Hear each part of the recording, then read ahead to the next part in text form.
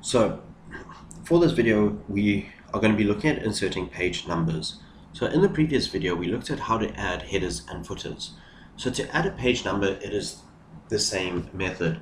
But one of the things you've got to be mindful of, okay, is when it comes to inserting page numbers, you can either add it at the top, in the left or right hand margins, or down at the bottom of the page.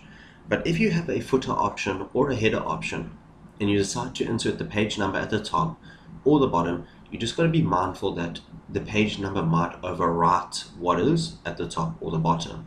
It doesn't always happen, but it can happen. So to insert a page number, we go to Insert. Under our header and footer option, we get the option for page number. So when we click on page number, we get the option for top of page, bottom, page margins, or current position. So let us go for the bottom of the page, because that is generally where page numbers are often found. I like this option here for accent bar 2.